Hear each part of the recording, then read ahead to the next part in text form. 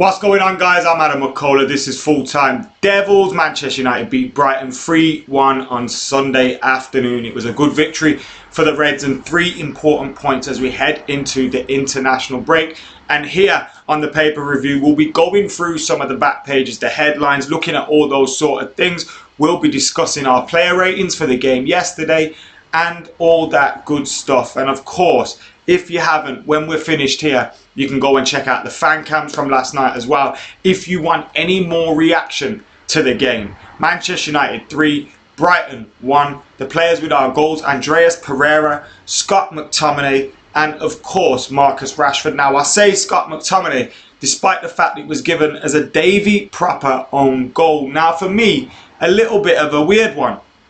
If you have a shot and it's heading towards the goal and a defender deflects it and it goes in, then it's still the player who shot goal. It's not an own goal. Scott McTominay hit the ball. The ball was heading into the net. Davy Proper, in trying to clear it, pushed it in the net quicker than it would have gone in anyway, and it gets given as an own goal. I don't understand that one, because he didn't divert it from going wide into the net. It should have been Scott McTominay's, but nevertheless, we're here, we're live, and we're talking all things Manchester United 3, Brighton 1. Now, some of you are saying the aftermath. That's the title of your videos on Adam McKola TV. It is. I know it is. I might not get a chance to do an aftermath today, so we're bringing the aftermath to Full Time Devils in shape of the paper review. But it is the aftermath to the Brighton win. Get your thoughts in, your comments in, and all that good stuff as well. One of the first things we're going to be looking at is a story that was in the Metro, and it was based on Gary Neville's comments after the game against Brighton, and he's saying Manchester United still need 4 or 5 players with real quality and experience. He said this on the Gary Neville podcast. They need another centre back, they need a left back, and a couple of central midfielders, and a striker and a forward. That's not going to change and won't change entirely even after January, but there's something there. I agree with him, there's something there. I agree with him, we possibly need a left back, although with the emergence of Brandon Williams, with Ethan Laird just coming in behind him, with Luke Shaw there, with Diogo Dalot providing cover, do we need a left back? It's probably not the most important position. A couple of midfielders, I agree with you there, Gary. A striker or a forward, I agree with you there too, Gary. As for a centre back, I think we may need one, but Axel Twanzebe coming through for me is important. Then we've got Lindelof. Bailly if he gets fit. Those are the potential partners to Harry Maguire. Now, you could look in there and think we need a little bit more quality. Marcus Rojo isn't doing too badly. Phil Jones we've still got a lot of quality, a lot of depth in there. Now, you got to get rid of some of them. I don't think centre back and left back's the key positions. Couple of midfielders definitely, and a striker or a forward. But I can remember saying this to Gary in the summer. I can remember saying this to Gary before the season started. I said, Gary, we've let Herrera go, we've let Fellaini go, we've let Lukaku go. I don't mind that they've left, but we haven't replaced them. This is going to come back to haunt us. And he said, no. Herrera, who needs Herrera and Lukaku? Wow, look who's talking now. And I ain't talking that film with the talking baby. Gary Neville's talking now, and he's talking about how I was right, apparently. To be fair, I'm not the only one that saw it. Everybody saw it. I was kind of relaying what Manchester United fans were thinking on. Everybody saw it, that we needed those players. And I'm glad that Gary Neville has finally come around to his senses. Good afternoon, Desta. It's morning in Washington, D.C. Hope you're doing well over there in America. In Washington, focus on the midfield, please, and a backup striker, says Mo. Tom, I am very well, mate. Hope you're doing well. We need a striker like Erling Haaland, says Andre Chiobu. You lot can have Kolasinac. No, thank you, Drew. You can keep him. Should be Scott's goal, says Morton, who agrees with me on the goal. Scott never touched it. I think you finally did touch it. He kind of tackled it in between his legs. Go have a look at that again. If you're an outsider looking at our team and the performances against Brighton, I feel it's just a straight swap. Maddison for Pereira and just a backup striker, says Kian. And then you slot in Pogba into that midfield and it's looking a lot stronger, isn't it? It is a fresh cut, yeah. I had this trim yesterday. but my hair was all flat and I looked a hot mess. But yeah, so it looks a little bit better today. Why Sanchez doesn't play? Because he's on loan at Inter Milan. Where have you been? But if you're thinking, why isn't he playing for Inter Milan? Then he's injured, which is a surprise, isn't it? Not. 3-1 should have been 6-1. We want more, says Gary. And we really do need to stop missing our chances. Marcus Rashford could have had 3-4 goals. Now, the good thing is, he kept going. He didn't let his head drop, kept going. Still had the confidence to absolutely send one of their defenders to the shops. But you've got to take your chances. On another, you know, look at this season. Marcus Rashford's actually done fantastically well. And Anthony Martial. But this season, he's got, I think, 8 goals, 3 assists. If he scores them 2 penalties he's missed, that's 10 goals. If he scored 2, like, he's on 12 goals, do you know what I mean? And his season's looking fucking completely different. Nevertheless, he's still having a great season. He's still having a fantastic season, and he's doing really well. He's coming to his own now, and especially with Anthony Martial next to him. I think Anthony Martial's performance yesterday went very, very under the radar. He didn't get a goal. He got 2 assists, and I thought it was a pretty strong performance from him in that number 9 position. The kind of one that we want to see from him. It was linking play. He was holding the ball up with his back to goal. And yes, it was against Brighton. Brighton were allowing us to have a lot of space. But Brighton centre-halves aren't, you know, easy to play against. They're pretty strong. They were flying into challenges yesterday. And I thought Anthony Martial did pretty well with what he had to do. So well done to Anthony Martial and Marcus Rashford. They're striking up a partnership at the moment. And Daniel James alongside him is doing very, very well. And talking about Daniel James believes Manchester United's recent improved form is all down to that press. And he believes the press has been a key reason behind the team's improvement in recent weeks. This is in the Manchester Evening News. The Reds' rise has coincided with Anthony Martial's return from injury, as we were just mentioning. He is contributing to a more structured and energetic front line, and James believes an understanding between himself, Martial and Marcus Rashford is developing. The gaffer at the start of the season, it was about moulding us as a team. As the weeks have gone by, the interplay, we played at Norwich, played at Chelsea, that interplay, creating chances going forward, that high press is obviously a big thing for us. Winning the ball high up and going on the counter, and that's how we got our goals against Brighton. And you are, I think, starting to see, look, we can't get carried away. We could still very well lose the game against Sheffield United after the international break. They're a very good side. But we are starting to show signs of what Ole Gunnar Solskjaer wants from us. When we're getting a settled midfield, Fred and McTominay, I believe we can improve on that. I believe, you know, you can... There's better midfields out there, but they're performing well at the moment. McTominay, excellent. Fred, excellent. And then you've got, you know, if you get a good number 10 in there, Andreas Pereira didn't do too badly yesterday. I thought he was poor with the actual goal that he scored, because he should have released the ball sooner to Daniel James and Anthony Martial. He didn't. He got a little bit of luck. But then after that, he was involved in a lot. And he was constantly knocking the ball on quicker, and that's what Anthony Martial does as well. He gives you the option where you can hold it, he gives you the option where you can spin in and turn and run, or he gives you the option where you can pass it off first time. And that's the thing with Andreas Pereira. He's got the technical ability, he's got the skill, he's got the pace, he's got the ability to strike it. His decision making is just awful at times, and I think if he gets that decision making right, he'll be a much better player for us. Releasing that ball early, you'll see the break that we had where Marcus Rashford, I think, missed the open goal at the back post, and Andreas Pereira was involved in that, in giving Daniel James the ball. He broke from the centre of the park, released the ball and passed it on early. It was a good pass straight into the path of Daniel James. He didn't have to break his stride, got straight onto it. And there was a number of times he did that. We need him to do that more consistently. Liam says, are there any updates on Scott McTominay at the moment? I've not read anything on Scott McTominay. Ollie straight after said that we were looking on updates. It should hopefully be okay for after the international break. Scott McTominay himself posted on Instagram saying hopefully it'll be okay for after the international break. The international break coming in does give us a little bit of a cushion. Look, between now and that game against Sheffield United, we've got like 2 weeks. So you got 2 weeks for him to get fit. Hopefully it wasn't too serious. Hopefully he can be able to do that. We should get Pogba back as well about a week or so after the Sheffield United game. So getting those options in that midfield is great to see too, and something that we're crying out for.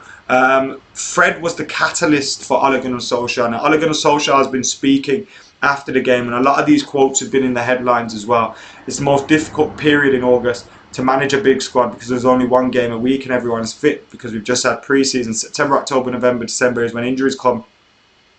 And when you play most of the games, so he will play plenty of football. That is what Ole Gunnar Solskjaer said prior to this month. And he's been true to his word since that first appearance of the season against Leicester as a substitute for Matic. Fred has been involved in all 14 of Solskjaer's playing squads and has started 8 of the last 9 games. So we're starting now to see the benefit of Fred playing regularly with his teammates.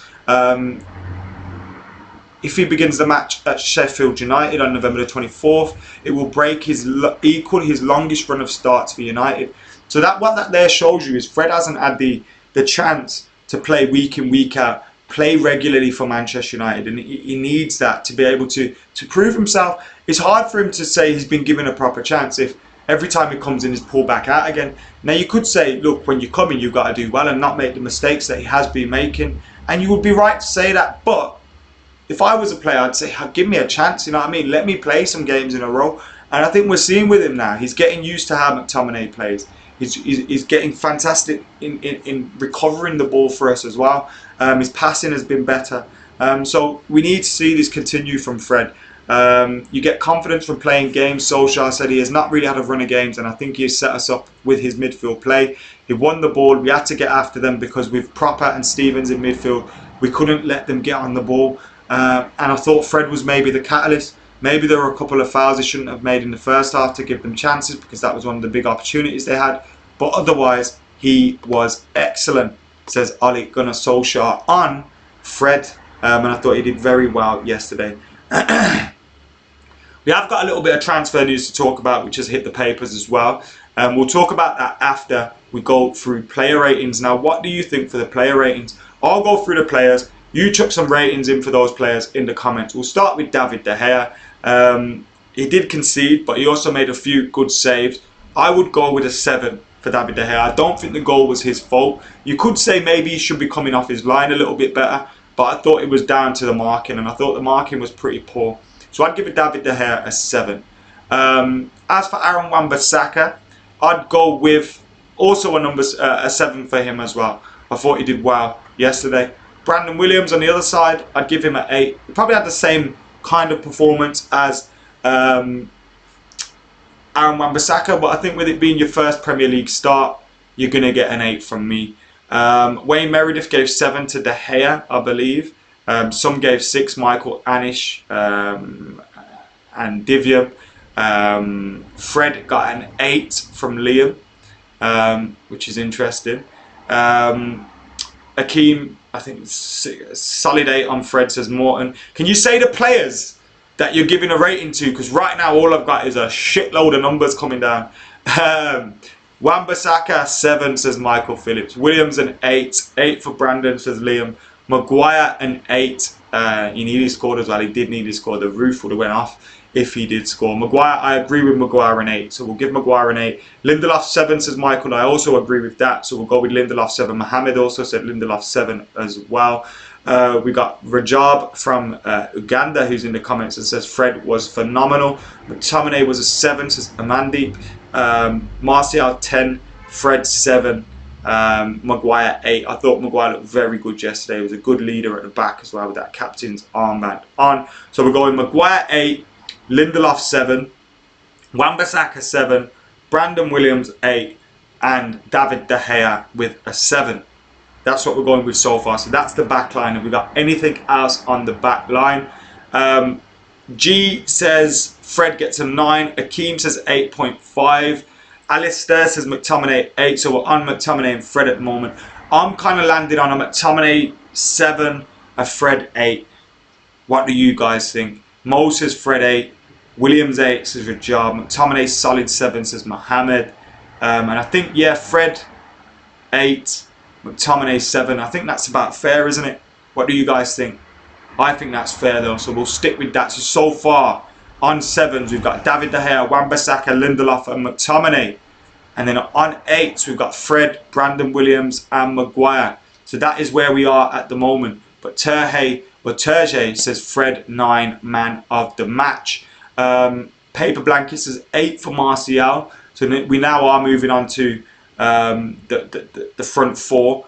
So we've got Daniel James, who I would give a 7.5. Maybe an 8 actually. Daniel James with an 8.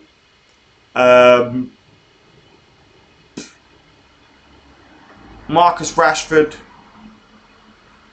with an 8. Andreas Pereira with a 7. Martial with an 8.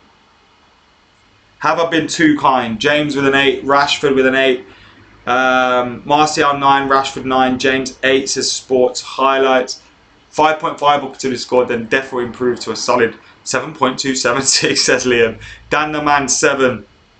James 8. DJ 8. Pereira 6. Rashford 8.5. Rash 8. Dan 8. Dan James 8. Dan James solid 8. Right then, cool, nice. Looks like we're getting, and Adam McKola got a 10 from Floating Man, which I love to hear as well. Looks like a lot of us are agreeing that most players are on a 7 or an 8 for yesterday. It was an all-round good performance from the team. Nothing to get too carried away by. We can't get excited. We can't start, oh, we're going to get top 4, because we're not. And it's pretty difficult to do from here. And we've got some tricky games coming up. We need to beat Sheffield United, who are next. Now, before we go on to this transfer story, can you get hitting the like button on this video? Because right now, my video here says we got 7 likes. I don't know if that's up to date, but it says we got 7 likes. And quite frankly, that is shocking. So can we get you guys liking this video, please? We've got over 500 people watching. We got 54 likes. I want 250 on those likes. So get hitting the like button right about now. Get your comments in, your super chats in. If you've got any of those kind of things going on, get your comments in and we'll try to read as many as possible out. Obviously, if you do a super chat, it will definitely get read out. 8s for the forward, says the champion. Ollie gets an 8 as well, says positive Man United fan. And Matt Lau says best game we have played in a long time. And Ole Gunnar Solskjaer did say it was our best performance of the season. Now, a story in the Daily Mail, and it says Manchester United are preparing a bid for a transfer raid on Leeds with moves for Calvin Phillips and Ben White. White, who was on loan from Brighton, is already. So how are we raiding Leeds if he's on loan from Brighton, you fucking idiots? So we've already got a problem there. But as for Calvin Phillips, yeah, I actually think he's a very good footballer, possibly the best footballer in the Championship. Definitely up there anyway. Very good midfield player. Whether he's could adapt to the Premier League, I'm not too sure. But we've seen Daniel James hasn't struggled with that. And I think the Championship is a very, very high level. I think, you know, people kind of disrespect it a little bit because of it's the second tier in the English Premier League. And people kind of look at it as a professional Sunday league. But I think what you're seeing there now is teams are playing football. Teams are absolute balling out there. And I think Calvin Phillips is a player is a very good player. Would I sign him as our main central midfield signing? No.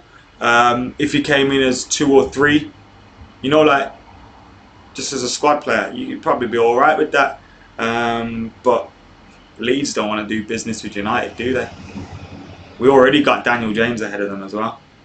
Brexit FC in full force, says Luke Aru. Pogba needs to go to Real. No, I don't want to sell. I think Pogba will leave, but I don't want him to leave. And I think people that say that we're better without him are a bit silly, to be honest. I think when you look at the midfield, Fred is doing well now. McTominay is doing very good. But Pogba's better than both of them, let's be real. It would actually provide a good platform for Pogba to perform from. And many people have said seeing him in that Andreas Pereira position would be the one they'd want to see. And I don't disagree with that at all. McGinn season starts here, says Anmo. I think there are a lot of good players in the Championship. I agree, says Andre. Perfect replacement for Matic, says Owen. Sancho and Ronaldo coming off early recently and kicking off. It's obvious they are forcing a move to United. Come on, 21. I think Ronaldo was injured, but I have heard Jadon Sancho recently turned up late for training and then got dropped from one of the squads and then got substituted early in a recent game. So things haven't been going great for him. But it's like what I say with Jadon Sancho, because he's in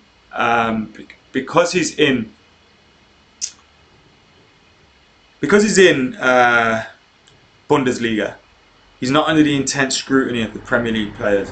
you know, we watch United and we don't hear when he has a bad game as much. We don't hear when he has a stinker. We always see when he's scoring great goals, doing great runs and things like that, which is quite often. He's had a great time out there, but he's been afforded that ability to develop without the intense, you know, scrutiny of the Premier League, and I think he's benefited from that. Would you buy an established striker or a backup to Martial? I think Martial has to be seen as our number one striker, to be honest. He's not the complete article yet, but I think we're seeing signs it's getting there, and eventually it will pay off. We're not going to win the league this year. You know, there's no harm in blooding him through as our main man, because he hasn't had that yet. People say, oh, what are you on about blooding him through? He's 22 years old. He hasn't been our main man for a full season. So I think to stop that would be annoying. To get a backup striker probably makes sense, especially when you consider some of Ollie's comments on Mason Greenwood recently, and he doesn't want to force him too soon. So, you know, wouldn't be the worst thing. Anyway, guys, this has been the paper review. We've spoke about some of the headlines. Follow me, Manchester United 3, Brighton 1. If you've enjoyed that, make sure you're hitting that like button. Make sure you're getting your comments in. Make sure you're subscribing to Full Time Devils as well. And of course, if you missed it yesterday, then make sure you're heading over to Full Time Devils right now and checking out the fan cams from yesterday. We had some very good fan cams for myself, Stephen Alson, Andy Tate, Dean was in there, loads of random Reds were jumping in as well, so make sure you go and check that out. Shout out to my mate D, who's in the comments, Terence Hall, Mohammed, Rafe, Atul, Vinayak and Ezetu, and everybody else that's joined us on Full Time Devils. And whether you watch this live or you watch this after we have been live, thank you very much for tuning in. But for now, I have been Adam McKola. If you joined us late, make sure you rewind the video and check out what you missed. See you later.